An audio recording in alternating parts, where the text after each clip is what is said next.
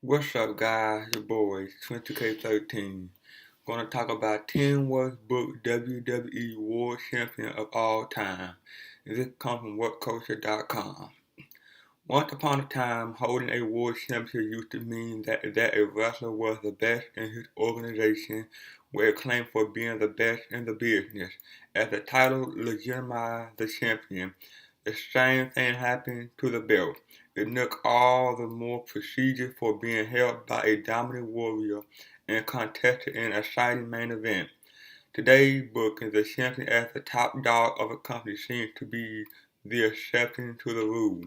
Recent run by John Cena, Brock Lesnar, and The Rock, notwithstanding a huge number of title reigns over the past decade plus, have been characterized by booking that makes the champ look weak, devalue the title as a whole, and in the end cost WWE potential earnings.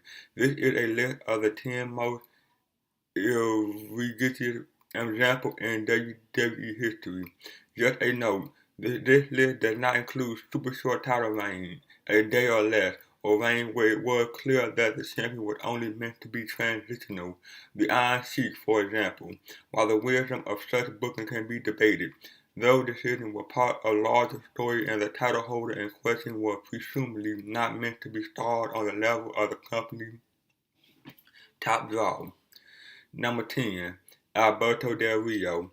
Alberto Del Rio was touted as a can't-miss prospect when he debuted in WWE in the summer of 2010, and he found success very quickly, and he immediately defeated the legendary Rey Mysterio in his first feud, then won the Royal Rumble and Money in the Bank in 2011. At SummerSlam of the same year, he cashed in his briefcase, defeated CM Punk to win the WWE Championship. Unfortunately, Del Rio train went off the rails from there. In his first major title defense at Night of Champions, playing semi-main event to Triple H vs. CM Punk, Del Rio lost the belt to perennial champion John Cena. He would win it back 2 weeks later at Hell in a Cell, becoming a two-time champion. But in November, he lost the belt, for good this time, to CM Punk at the Survivor Series. Again, he wasn't in the main event. In 2013, Del Rio would turn face and capture the World Heavyweight Championship from the Big Show, but his run as a fan favorite was largely panned when he was defeated for the title by longtime heel Dolph Ziggler, and garnered one of the most famously positive crowd reactions in Monday Night Raw history. Number 9. Sheamus. To be perfectly fair to Sheamus and WWE creative team, the Celtic Warrior run as World Heavyweight Champion in 2012 was extremely well booked. He won the Royal Rumble for a title shot at Daniel Bryan, defeated Bryan in 18 seconds to capture the belt, and made successful defenses against Bryan, Alberto Del Rio, and Dolph Ziggler.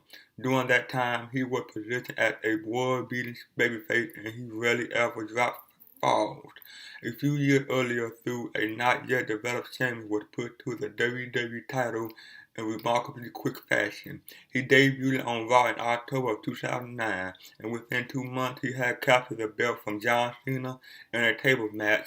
WWE wasn't ready to have Sheamus pin Cena, though they were ready to put the title on him.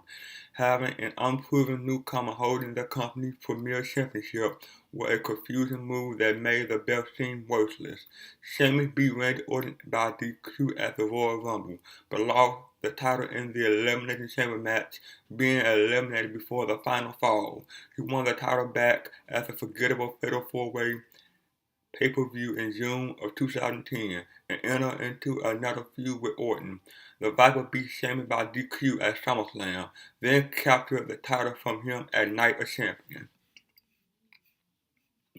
Number 8. CM Punk. CM Punk's 434 days WWE Championship reign, the longest of the past 27 years, has become the stuff of legend among his legion of fans. While the ultra-talented Punk delivered some incredible matches, promos, and moments as champion, though the sad truth is that he spent most of his reign playing a distant second banana to John Cena. Punk was briefly the hottest thing in wrestling in 2011, defeating John Cena for the WWE title and leaving the company with it. But his quick return and subsequent losses halted his momentum. He did win the title back at Survivor Series, but it was in a mid-card match, and that's where he spent the bulk of his title reigns. He spent the first half of 2012 having classic bouts with Dolph Ziggler, Chris Jericho, and Daniel Bryan. But it was Cena who headlined shows, often in matches with the likes of Kane and John Laurinaitis. Punk heel turn at Raw 1000 put him back in the spotlight. After all, the number one heel get more game event than the number two babyface. He complained on TV about being positioned beneath Cena as champ and was put in main event with Cena and The Rock. Still, it's hard to forget that for much of Punk's run, the title was an afterthought. Number 7, Edge. Today, Edge is recognized as one of the greatest superstars and most prolific champions of the modern era. Both characterizations are true, but WWE wisely glosses over the fact that Edge never accomplished much as champion. His first reign as WWE champion began when he cashed in the first ever Money in the Bank briefcase and defeated John Cena for the title at New Year's Revolution 2006. He lost the title back to Cena 3 weeks later at the Royal Rumble, and that set the stage for his next 10 reigns as a world champion. He would frequently backdoor his way into the title opportunity, for instance, stealing the Money in the Bank briefcase from Mr. Kennedy or being added to the Triple H Vladimir Karlov match by Vicky Guerrero, seek to retain the belt and lose it before too long. In fact, the longest of his 11 reigns were a mere 3 months. One can argue that such a level of chicanery was appropriate for his character, helping to establish him as the ultimate opportunity, but it did little for the prestige of either title. Plus, booking Edge as a more dominant heel champion, allowed Triple H certainly couldn't have hurt his ability to be a part of a compelling feud. Number 6, Kurt Angle. Like Sheamus, Kurt Angle won the WWE Championship in his freshman year with the company, but Angle was a wrestling prodigy whose Olympic gold medal was only part of a complete package that included ring generalship and boatload of charisma. In Angle's case, his title win was almost overdue by the time it came.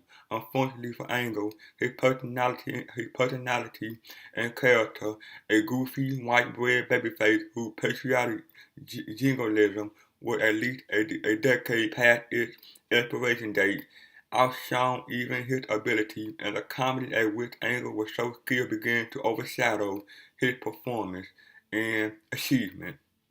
Despite an athletic pedigree surpassing that of any other WWE superstar ever, Angle was portrayed as a bumbling cheater who was lucky to score flukes win over real stars like The Undertaker and Triple H. He would lose the title to The Rock at No Way Out 2001, making way for the real WrestleMania main event of Rock vs. Austin. Why was Angle, as sure a talent as the company had ever seen, made to look like such a weak champion? Rumor points to the Burgundian behind-the-scenes influence of Triple H, who was famously criticized the accredited greatest wrestler in the world as too short to make a believable WWE champion.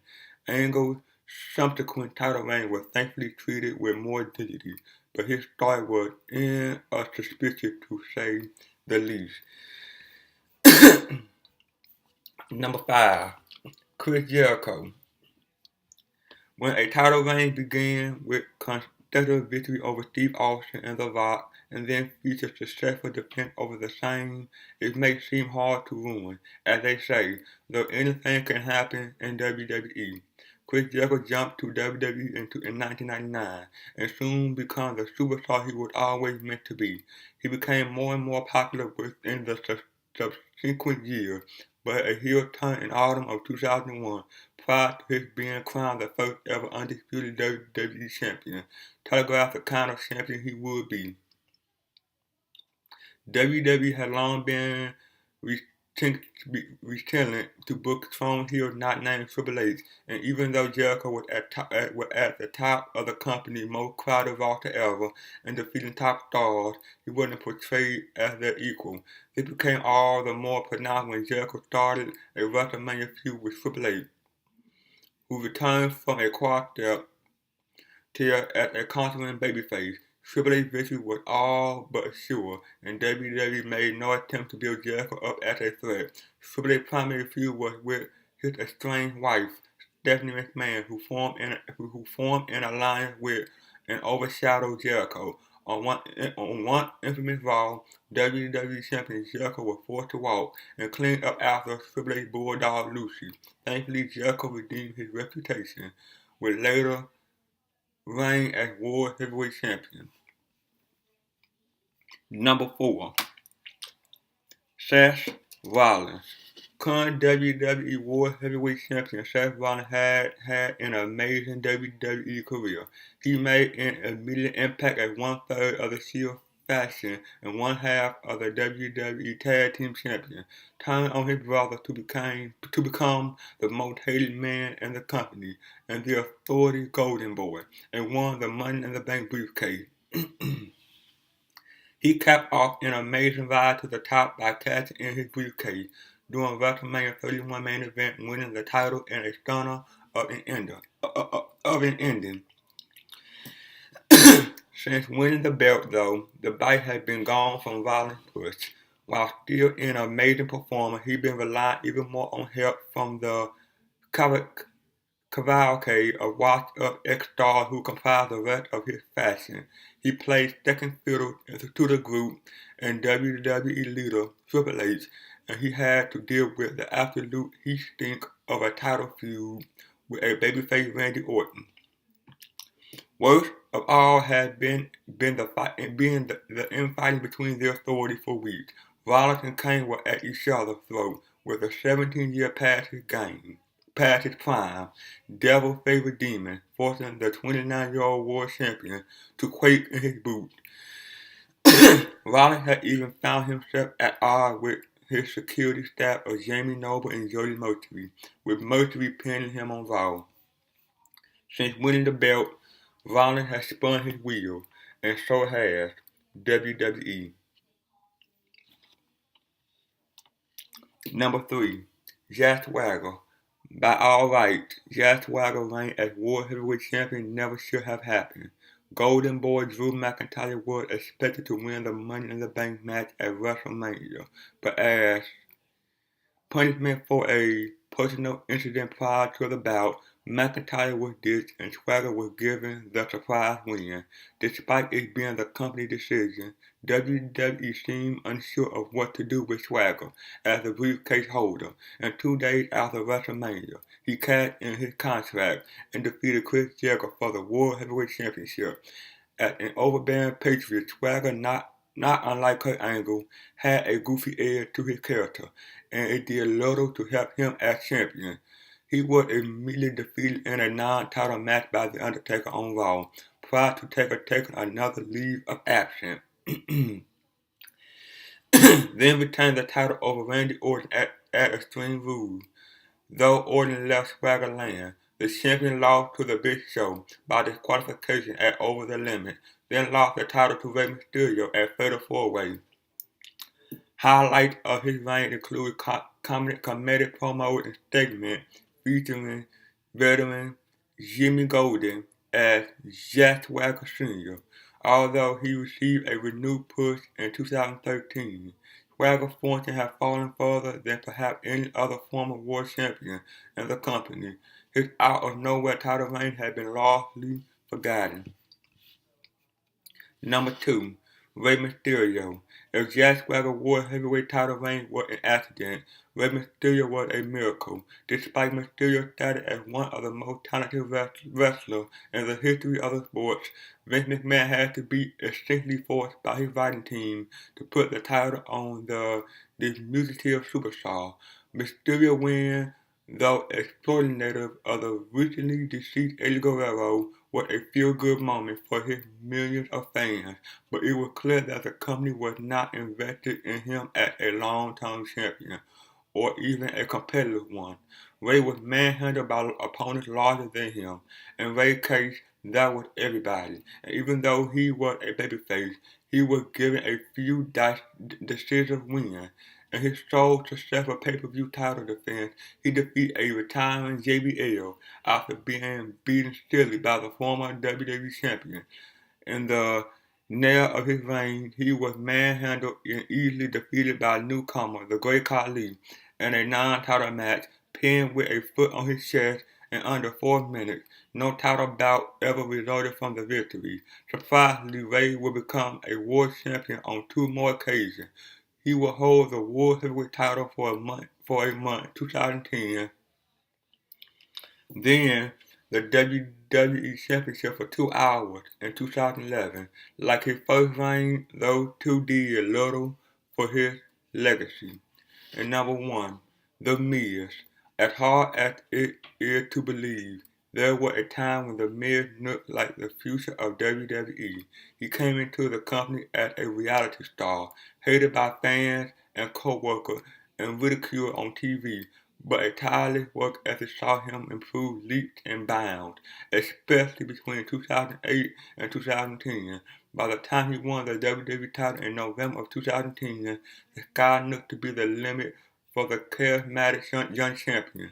Unfortunately, a cavalcade of bad booking decisions followed Miz's win. Having won the title from Randy Orton, he was forced to feud with the Viper, since a pattern, defeating him via interference in boring matches at TLC and Royal Rumble 2011. The other major feud of Miz's reign was with 61-year-old color commentary Jerry the King Lawler. Miz defeated Lawler in a TLC match on Raw with help from Michael Cole, then beat him again at Elimination Chamber 2011. By that point, Cole's obnoxious promotion of the Miz began to overshadow the champion himself. Though wasn't the low point of Miz's title reign, though. The lowest point came on April 3, 2011, at WrestleMania 26. The Miz retained the WWE title in the show main event, defeating John Cena, but the match was uncharacteristically bad, and the entire show was built to further the Cena-Rock feud and set up a match for WrestleMania. Miz was a complete afterthought on what should have been the greatest night of his career. He lost the title to Cena a month later at Extreme Rules. Well, that's it, guys. Like, comment, subscribe. See you guys on the next one. Peace.